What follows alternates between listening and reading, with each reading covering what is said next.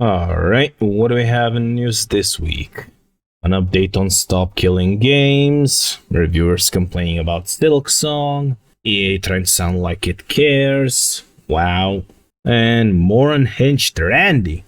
All that and more on this week's Old Man Rage Said the News for the 22nd of September 2025. Before we get the show on the road, hit the like and subscribe button if you enjoy the content.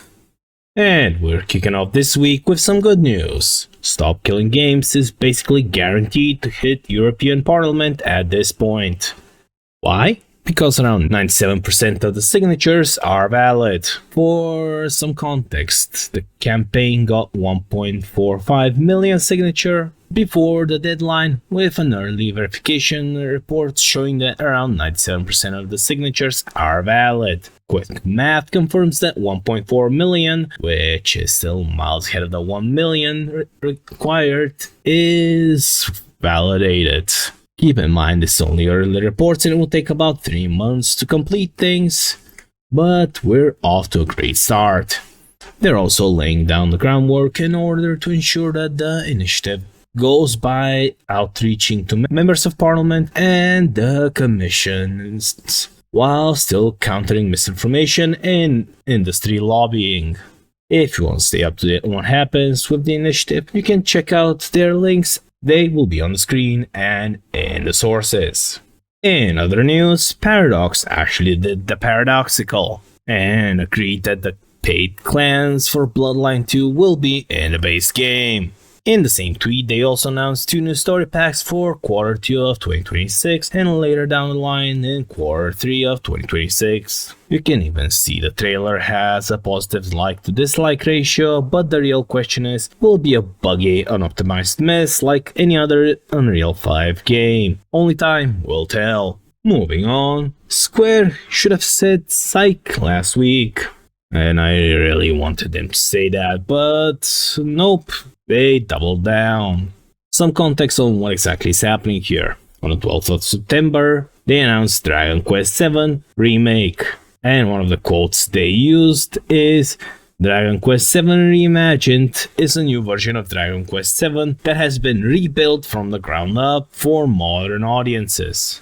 Yep, I hoped it was a joke and be like, psych, we aren't doing any of that censorship, but nope, they doubled down a few days later. While it isn't the same wording as modern audience, here they used, quote, modern players, which at this point I'll throw in the same bag as I do with modern audiences, the one that I want to beat up with a bat and throw it in the river. Now, here's the worst part. They're gonna be removing content from the original game, and this isn't some sort of third-party website that reported this. This is directly from Square Enix's website. Directly from the company itself. I mean, this makes the product in my eyes flat out inferior to the original. Hell, I would rather just grab the original, grab an emulator, some high texture mods installed, and off to the races. Pretty sure that's gonna be better experience than, taking a knife to the game and cutting out whatever you don't like from it. And in other news, Bethesda is back at it again. This time with a video mocking Charlie Kirk. Man, I really wish to stay out of politics, but when games companies do shit like this and can't behave for 2 seconds, it's kinda hard. This video is from Indiana Jones in the Great Circle, with Jones saying, "You don't care much about these fascists, do you?" While petting a cat. To which people got rightfully angry. And Bethesda didn't say anything about the situation as far as I'm aware. Feel free to correct me in the comments if they did. Grums also pointed out exactly what I was thinking. Instead of addressing millions of concerned gamers, they decided to tell you exactly who they are and what they think of you. Thanks, Todd, but this time a new Skyrim release isn't gonna distract us from all of this shit. I also found out that this wasn't just the higher-ups, but also the Bethesda producer celebrating the person's death. Oh boy. Just like a cockroach when you shine a light on them, they have deactivated their account and made a run for it off of social media. I mean, who knows, they might have more time to touch grass and actually do their job properly. I sure hope so. And now for the raging dumpster fire of the week. Things aren't looking good for Ghost of Yotei when the trailer is reshoot on the PlayStation account and the top comment is, "I'm here to look at the comments. It's more interesting than the game trailer itself." I mean, can't really blame the guy. With gems like from the people who cheered on someone getting murdered for his opinion. Stuff like "You have no honor," quoted by Lord Shimura. Roasts like "trailers are obsolete, a picture of the dev team will tell you everything." People proclaiming Sucker Punch's new strategy, alienate 50% of your audience before the game launches. Oh, brother. And to quote one of the commenters, "The comments did not disappoint, gentlemen." But anyway, on top of all of that shit, Master of the TDS compiled posts from Blue Sky where people are boycotting Ghost of Yotei because they fired Drew Harrison for the comments we covered last week. Combine that with posts like these and you get a disaster that's waiting to happen for the game at launch. And I already have popcorn and drinks stocked waiting for the release date. And good news, don't have to wait that long. Means what? It's next week on Thursday, so oh boy. And as per usual, this is where I would like to leave it, but they released even more trailers, and shocking no one, even they got absolutely massacred with dislikes. The internet isn't really gonna let them live this one down, especially with comments like these. I mean, the story is similar also for the PlayStation trailer, and looking at them side by side with IGN's, well, if I've done the math right, you get roughly 12.5% of the people that watched the trailer disliked it. Well, now, let's see here. 12.5% per video. Let's just make that abundantly clear. Now, think for a minute. On one hand, for PlayStation, you have 469,000 people watching, and 12.5% of that disliking it. And on IGN's video, you have 120,000 people watching, and roughly around 12.5% of the people there disliking the video. Obviously, you're gonna have people who watch it and don't interact with the like and dislike button. That's just the nature of YouTube. So, you know, that says a lot considering the dislikes are larger than the likes. Side note, this was all calculated with data from Return YouTube Dislike, the extension that actually lets you see stuff like this. And if you somehow think this data makes it any less valid, the extension has over 6 million users on Chromium browsers. Chrome, Brave, Edge, Opera. Well, since they all share the same store as well. And over 928,000 on Firefox. Not a small sample size, let's be real. But if at this point you still think the data is any less valid, then I don't know what to tell you. But anyways, I would have loved to start another story, but the PR team on their end decided to imitate Jackass in real time, as if things couldn't get any worse for them. PlayStation hid one of Yellow Flash Productions' comments on their Ghost of Yotei trailer, adding even more fuel to this raging dumpster fire. God, will they stop it? After the second member is gonna be like, oh, the audience didn't like it because of targeted harassment, or some other bullcrap like that.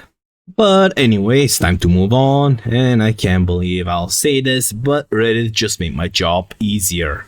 Because last week, while looking at reviews for Silksong, nothing interesting came across the radar, but the internet is a hive mind of people who basically find anything and everything. Now, what they found is a review that gave Silksong 3 out of 5 stars and called it a game that intends to make you suffer. Now, this review starts like any other, talking about the 7-year development cycle and art style and such. but then it takes a nosedive talking about the difficulty. I also do want to note here that I haven't played Silksong yet. Well, I haven't played the original one.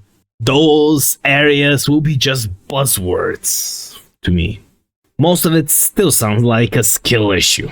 The review gave the example of imposing Last Judge and graceful cogwork dancer bosses, how they feel like a fair challenge of skill and memorization, but then mentioned how enemy contact and almost every attack deals 2 masks of damage, while Hornet starts with only 5. They also want to talk about several minute-long runbacks to several bosses due to cruel bench placements, making people suffer for the sake of living up to the Souls-like experience. Somebody has skill issues. That or hasn't played some of the old NES games where, well, let's put it like that. It was designed to eat money. Especially the arcade ports that were moved to NES where they made it intentionally difficult to eat away at your money there. Hey, well, all of this is exactly why it sounds like an extreme skill issue to me. If, you take 2 hits every time you have 5 HP, then you'll be left with 1 HP. Simple maths. 1 hit deals 2 HP, second hit deals 2, you're starting with 5, well, there you go. That means to take 3 hits, meaning you have a hit left to go back, heal up. But here's the thing, if you just didn't take the damage in the first place, you wouldn't have to run back now, would you? I know it's hard to be good at your job, but at least don't publicly admit it. Unless you have a humiliation fetish, then go ahead, I don't kink shame here. They also mentioned the fights are drawn out battles of attrition due to incredibly high health of bosses and elite enemies alike. If it's a battle of attrition, then sure, I will give you that. However, if it's just you sitting there only dodging attacks, then you yourself made that situation happen in the first place. Here's also a Reddit comment that I can agree with, surprisingly enough. Silksong is a very, quote, old school sequel to me in the sense that it kinda assumes you already beat the previous game. Some sequels do that today, like Hotline Miami 2, and obviously this, but it's more rare.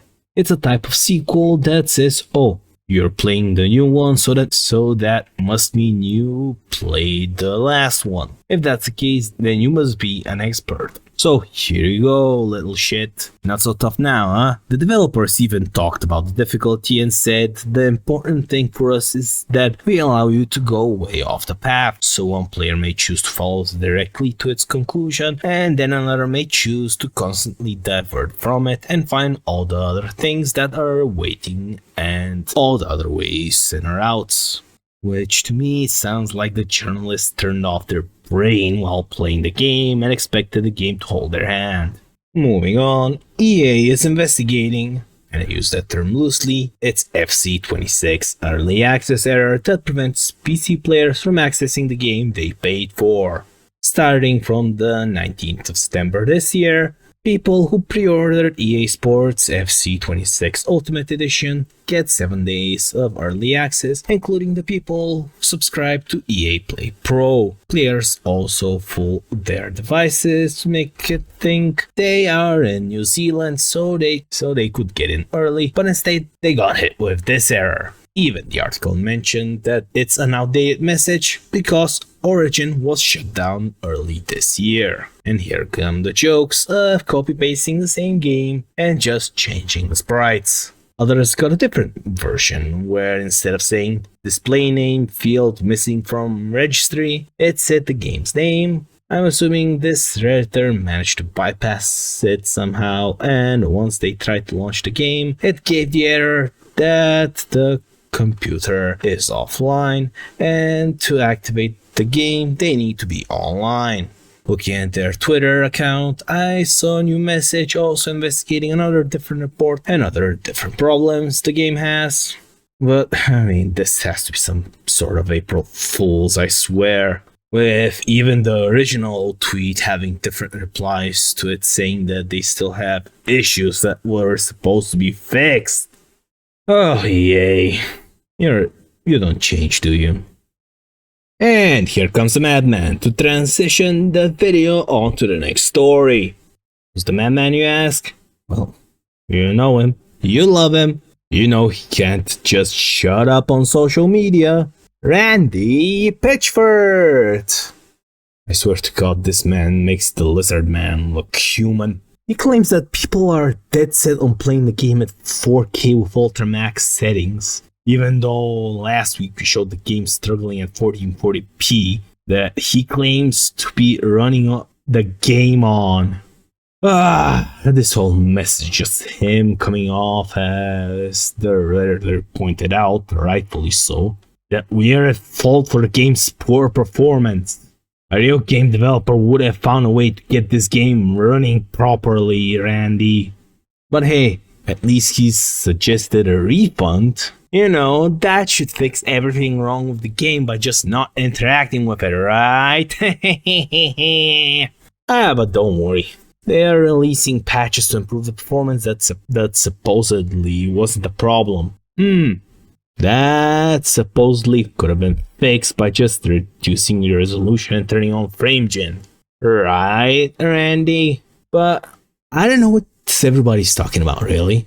There are no performance issues in Bossing Say. Anyways, just a reminder that Borderlands 4 is a premium game made for premium gamers. And no, it isn't Reddit nor journalists overblowing it. You can see he actually tweeted out the very same statement. Oh, brother. Who needs journalists kissing your ass when Randy Pitchford can just bend over backwards and do it himself? I mean, he claimed that the game was not made for 10-year-old PCs, and that's fine to think and do, but most of the people who have issues are running game on modern setups. So, you know, if you think I'm delusional, just take a look at Daniel Owen's video that looks at the performance of the game and compares it to a game that is known to be demanding. Spoiler alert, the game's called Cyberpunk. And it's gonna be near the end of the video, where he compares them. But sadly, that's not all. I'm not even close to being done with this shit show. Alright, let's be real here. I've been hit with psychic damage just looking at this PR nightmare that Randy made. And I just can't help but show it. Now, to justify taking that damage, look at this. He wrote, and I quote, "Every PC gamer must accept the reality of the relationship between their hardware and what the software they are running is doing." Jesus fucking Christ, even Ubisoft couldn't make a script like this. This stuff's wild. And yeah, Ubisoft are the guys doing every trick under the sun to hide sales data. Like, cool if you believe you made an awesome looter shooter. But if the majority of your player base can't play it, then it doesn't matter how awesome it is. Worst part of all of this is that the fix that I mentioned earlier isn't even a fix. It's just crash-related fix. And while yes, it's good, it still doesn't address the main problem. Even before this patch, Randy used customer service data he collected to estimate, and I quote, less than 1% of 1% of customers using customer support tickets for valid performance issues. I mean, if this is true or not, I'm going to Steam Borderlands 4 page reveals the game is at mixed, that most of the negative reviews are performance related. But regardless, he also started crashing out and said to code our own engines to show them how it's done instead of fixing the issues. Very mature, I know. Somebody needs to take this guy's social media access privileges away. This whole thing feels like it's done on purpose at this point, because there is no way that you can look at your message and think people who are fans of the game will agree with me. Yeah, don't get me wrong, I know that engines are a hard thing to code, but don't expect people who have terrible experience to not voice the said terrible experience. If you provide a product and that product has issues, customers are gonna scream at the top of their lungs. Now, to end all of this shit show on a classy note, I want to show off how Devolver Digital does their marketing. And I'll quote here, "Hey, between you and me, if you do refund Borderlands 4 and, quote, play a different game, please know that my coupon is just $15.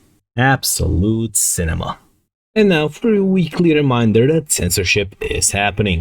Valve made it so that you can no longer add post-launch not safe for work content to your game, and for now, that does not include DLC. This rule is expected to affect around 536 adult-related early access games.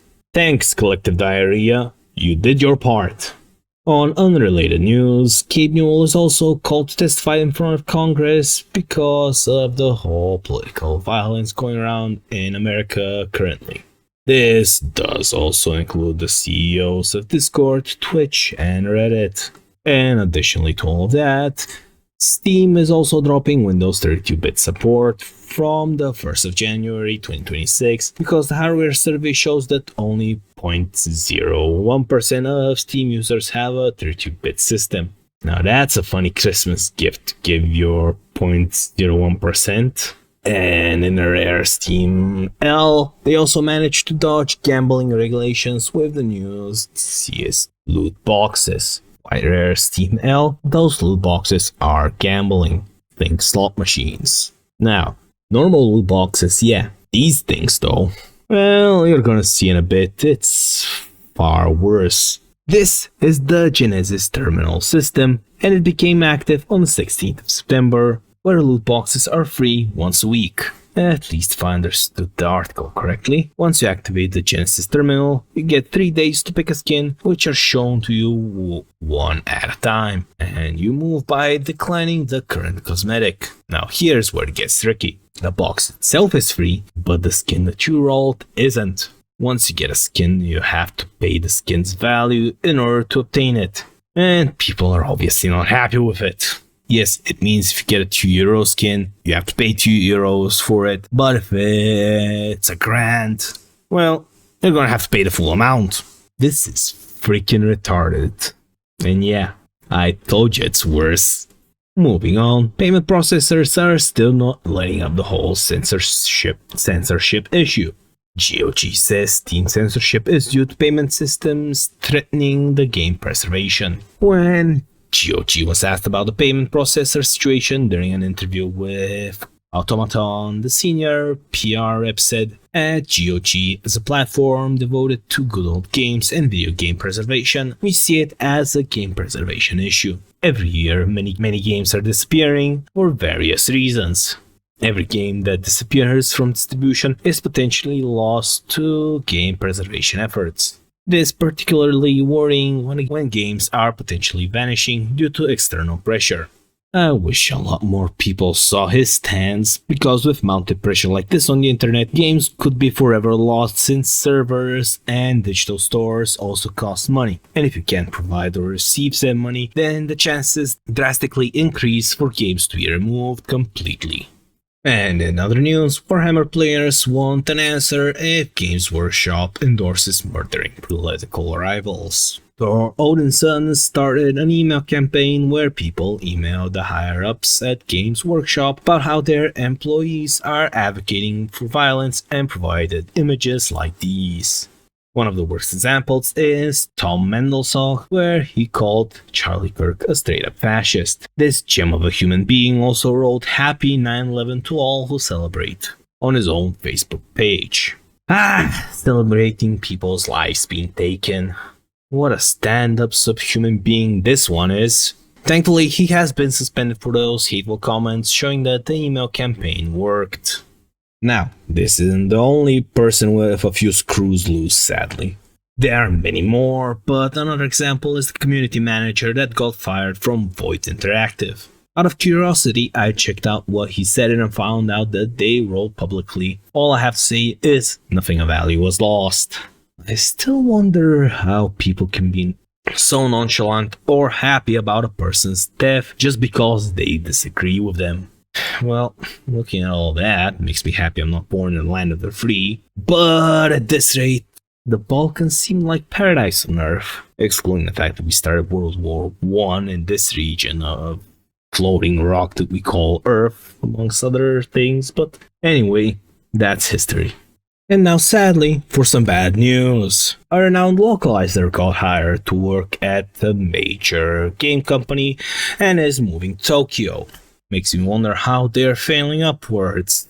Probably because CEOs are too busy to actually look at the community their games are cultivating, but anyways. Here is one example of localization she did for Vanillaware's 13 Sentinels. Yep, 100% off the mark on that one, Chief. We can't even have nice things at source anymore. Oh well, I just hope the company realizes its mistake soon enough and removes her before she can do any more damage. Another woke game also got its demo and it ain't looking too good for it. Yep, it's Reluted's demo that got released on the 16th of September. And almost a week later, it couldn't get past its 22 peak player count as of recording. Oh boy, it couldn't get into the triple digits of player count, even though its trailer was posted on IGN, Xbox, Epic Games. Can't wait for its release date to be announced. We're gonna see the usual suspects screaming the usual buzzwords at gamers because the game fell flat on its face. And lastly, the Crazy Karen Club, or more commonly known as Collective Shout, got Smash JT's video blocked in Australia for alleged defamation. The video that got blocked is about exposing their shady tactics that were publicly available. Yes, him reading public information that Collective Shout themselves showed apparently is defamation over in Australia. Talk about a kangaroo court. This is his response to YouTube, and he also added laws like the US First Amendment rights for freedom of speech and press, the Australian Defamation Act of 2005, specifically Section 30 and 31, which provide defenses, and Australia's Uniform Defamation Law Reforms of 2021, which introduces a public interest defense that protects journalists and commentators reporting on industry matters in good faith. I'm also going to be providing the Australia.gov website for more reference if anyone wants to read more on what he is referring to when it comes to Australian law, mainly because I'm not a lawyer and I don't know the ins and outs of every country's legal system. Let's be real. So even attempting to explain what these laws entail would be a foolish endeavor on my part. Would love to see a real lawyer's take on this though. If someone covered the situation, drop it in the comments. But anyways, that's all for this week. Again, like the video, hit the subscribe button, and I'll see you next time.